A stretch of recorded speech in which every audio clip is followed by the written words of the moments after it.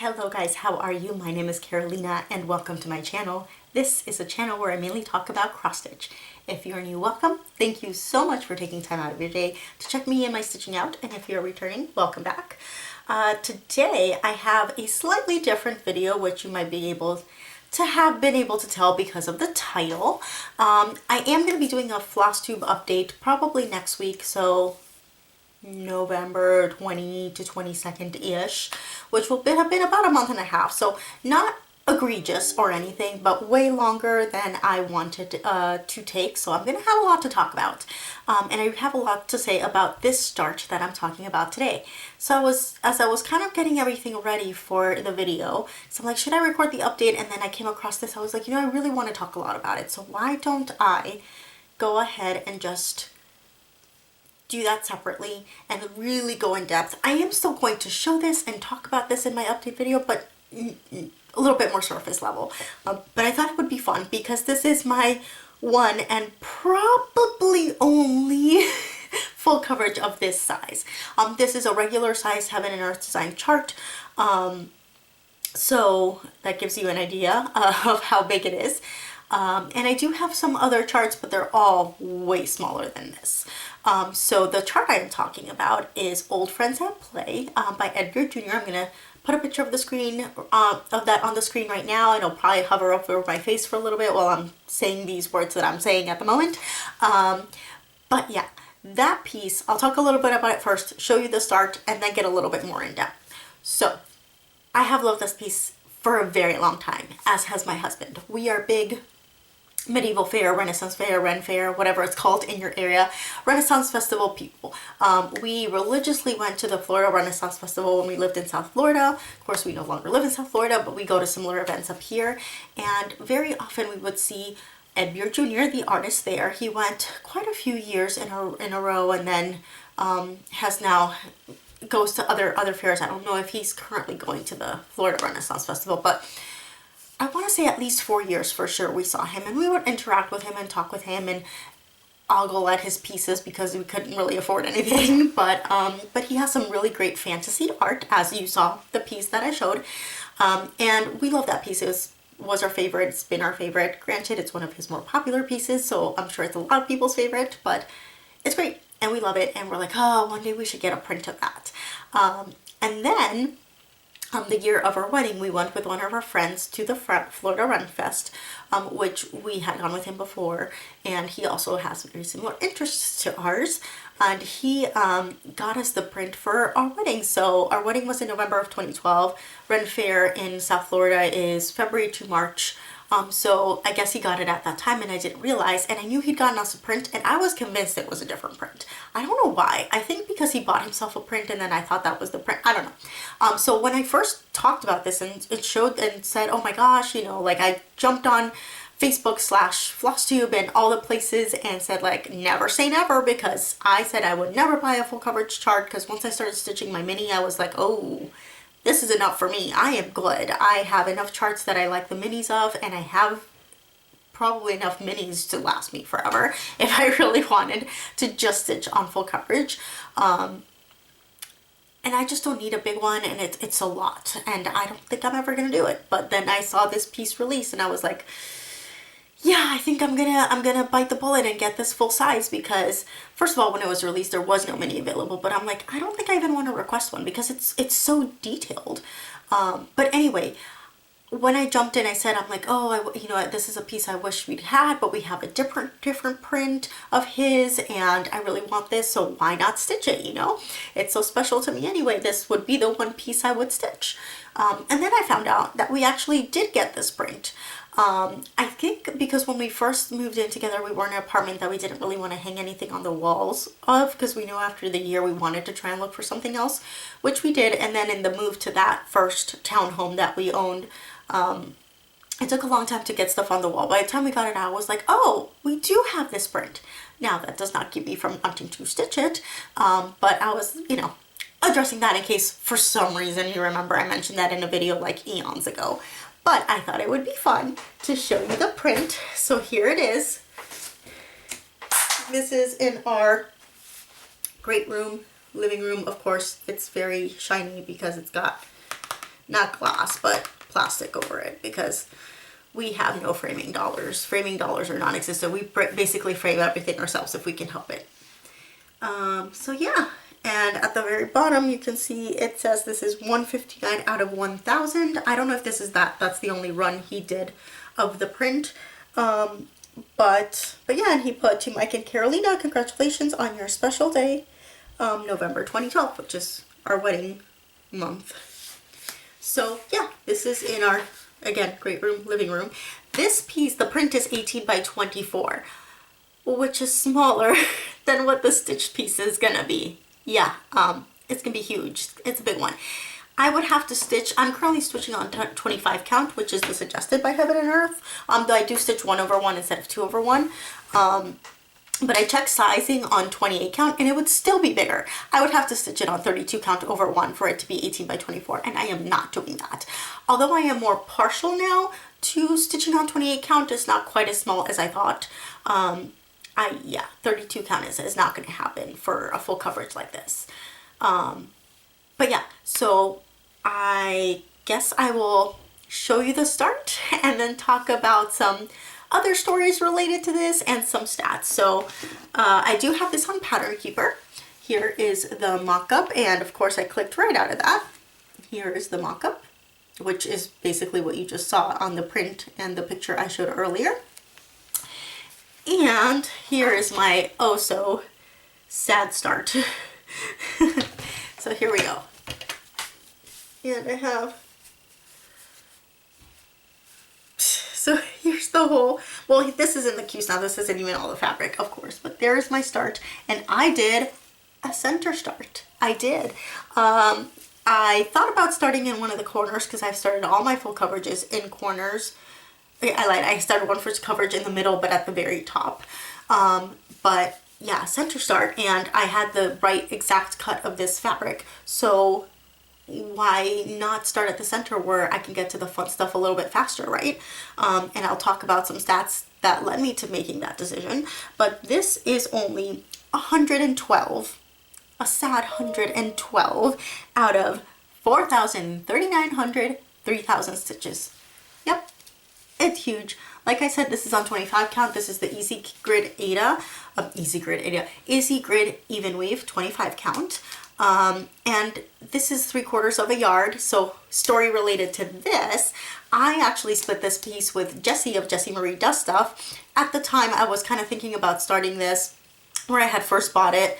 I must have interacted with her either in one of her comments or in Facebook or a live, something like a virtual stitchers kind of live thing or something.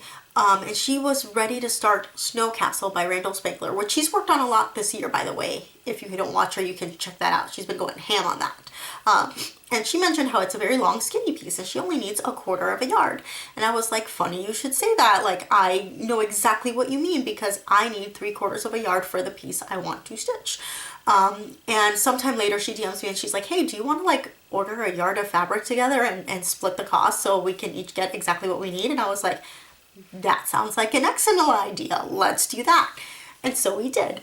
And it was at the time where, like, I guess, I don't know how long this has been in production, but it wasn't super easy to find at first. The other one, so this is by Zweigart, DMC, I think it's called Easy Grid, and the DMC is called Easy Count.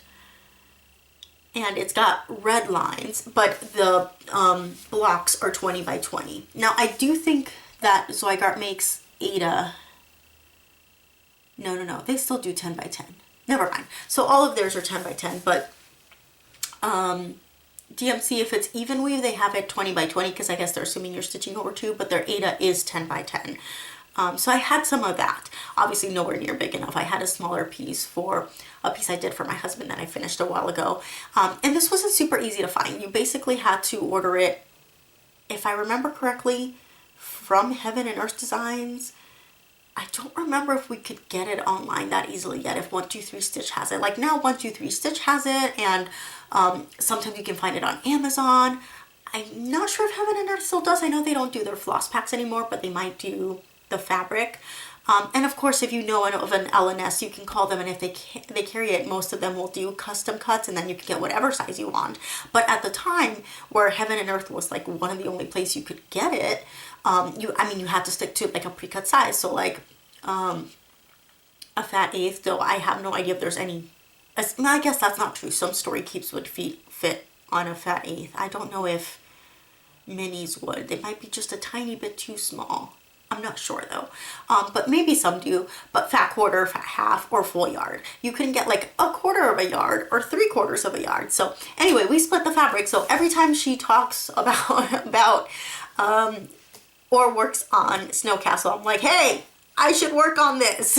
And you know, I feel like subconsciously, maybe that's one of the reasons I started it, because she's been working so much on this year. I think a lot of things led to me starting this piece.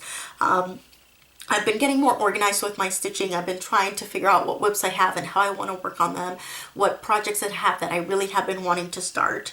Then another factor was I've been organized, part of the organizing involved organizing my OneDrive where all my PDF patterns was, and I was seeing like, oh, I have this, oh, I have that, oh, I have that, and seeing this on there and getting a little bit more comfortable with Pattern Keeper. I was also looking for fabric, and I happened to run across this, so that was like another nudge. Then Jessie talked about Milestone Manor, which is a stitchy game she created for tackling her full coverages, and at first I'm like, I don't know if I'm going to participate, but I might want to. I need to go back and watch the video and see if I can decipher her rules. She actually had mentioned that she doesn't think a lot of people would be quite as interested, not in the same wave as Whip Go, and I think it is less people that are interested in Milestone Manor that you know, felt do Whip Go, but there was a lot more than she expected, and I think I could really make it work because I have a lot of full coverages, just not necessarily a lot of super large ones. Like I have some kits that have full coverage and other patterns that have full coverage pieces, but I think you can make it work even with non-full coverage. So I really want to find a way to tackle my whips in a more realistic way next year, where I want to make a point to touch everything, but I really want to try and focus on just a handful at a time every month. And I feel like Milestone Manor isn't even like tied to like a month. It just kind of is ongoing till you hit a goal, basically. So I think it'd be a great way to get some progress. And so I would try, I think, to put all full coverages in there, but if I didn't have enough or whatnot, then I would probably add in some other pieces as well. So that kind of nudged me to start it, and I just decided to start it. And yeah, it's been great. I've been really excited, even though, as you saw, sad start. So when I went to start this, by the way, it was, I know I'm jumping around all over the place, like I said, still kind of easing back into the Flosstube world, but this is right now on a 13 by 13 Q-snap, which I kind of Frankensteined. When I first got Q-snaps, I got one of every size, so I got a 6 by 6, an 8 by 8, an 11 by 11, and an 11 by 13. I do believe there's like 11 by 17s, but I knew that would be too big, so I didn't get that. And recently, as I've been getting organized, I kind of put away the 11 by 13s because I'm like, I'm not using anything this big, really. My preferred Q-snap size is 11 by 11. So I took apart the two 11 by 13s and made one 11 by 11, and then I had enough to make a 13 by 13, which I kind of left unassembled until I started this piece, because I put this originally on a nurse hoop, and even the large nurse hoop has so much extra fabric. I don't like the floppy fabric, which I believe Sheila called it that in one of her videos, flappy fabric. I like as little fabric excess as possible. And I'm not the biggest fan of grime guards because they kind of reduce the stitching space I have available. And even so, it was just too much. So I'm like, well, let me put it in this. I was thinking of putting it in a scroll frame, but I don't have scroll rods big enough for this piece of fabric. So yeah, I was like, well, I do have an Omanik, which sadly is no longer in production, and I have one that I just got from like Michael's or one of the big box stores where you baste it on, and you can buy dowel rods because it's literally like a 1/2 inch dowel rod that you can baste on. So you can just buy them. So I could do that. So that could be an option. Or I do have a roller frame and I could buy roller frame rods, but literally this would be the only piece that I would ever put those in. Granted, and I'll talk about it more when I talk about the stats, I'm gonna have this piece on those rolls forever. So maybe. We'll see. I thought about buying the dowel rods and, you know, attaching some fabric, then basting it on there, but I feel like I might not always want to work on it on a scroll frame. So I wouldn't have to want to like baste it on, which is basically sewing it on to this piece of fabric that's attached to the dowel rod, if you did not know. And I don't know if I want to do that and baste it on and then have to take it off if I don't want to work on it. But then if I want to use the scroll again, I have to put it back on. So that wouldn't work either. So I decided to opt for this. So far it's working fine. It is a little unwieldy, but I've been able to kind of rest it against my table and my lap and work on it. Most likely this is going to end up going on my Lowry stand. So for now, this is fine. What I could also do is, this is like the big box version of a Q-snap. So the way that you expand it, there's like a little piece that you can attach. So maybe I can buy another 11 by 13 and then make this longer. And then decide if I want to leave it 13 height. I might leave it 13 height just so there's not so much extra fabric. But we'll see if I wanted more. But this is so much stitching space already. But yeah. Also, like I mentioned, center start. So we are right at, what's the best way to show you? I guess, let me show you on the mock-up.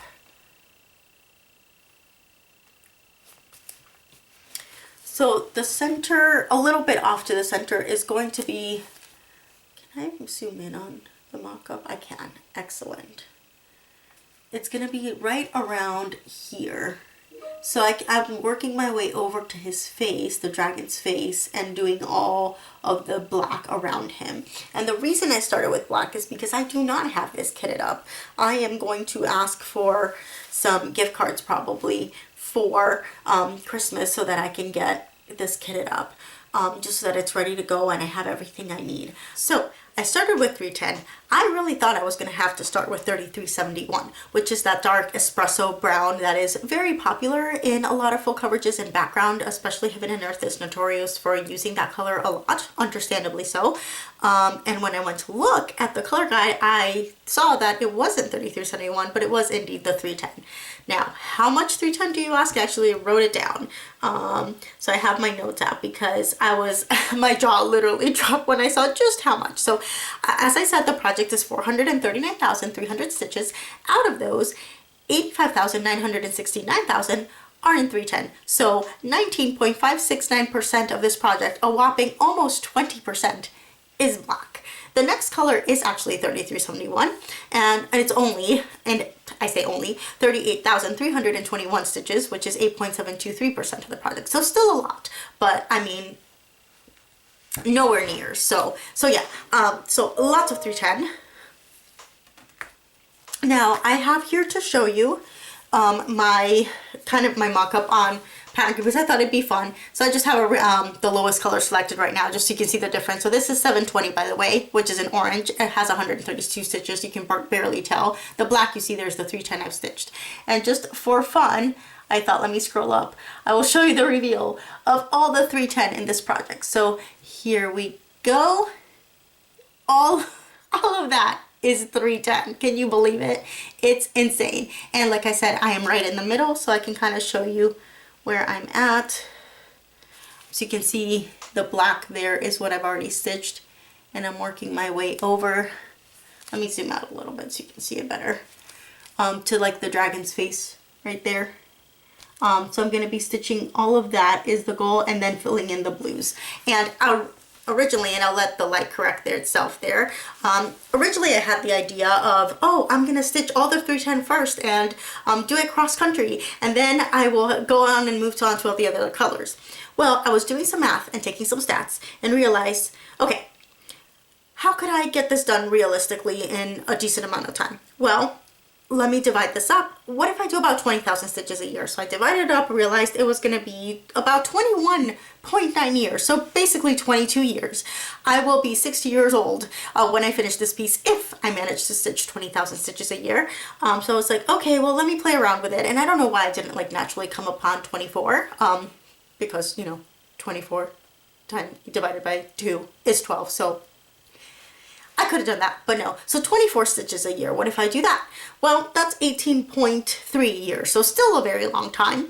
But I'm like, okay, I think this is maybe doable. 20,000 to 24,000 stitches a year. So I could still keep that. By the time I'm 60, I will have this piece finished, and it gives myself some leeway so that as long as I hit a minimum of 20,000 stitches a year, which is about 2,000 stitches a month, I, could get this done by the time I'm 60.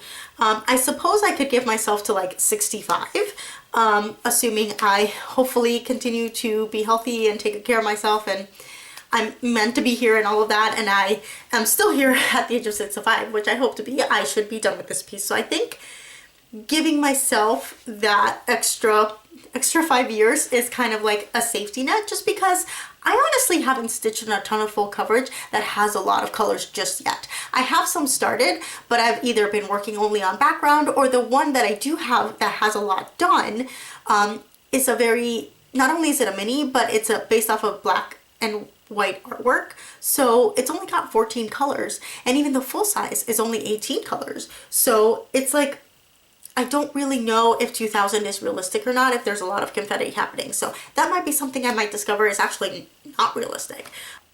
Now, the other thing I was thinking is, like, originally, like I mentioned, I was going to do all the 310 and just finish that cross country. But once I started doing the math, and I was like, okay, well, if I did say stick to this 20,000 a goal year, just to keep it, a little bit more, conservative than the 24,000 stitches,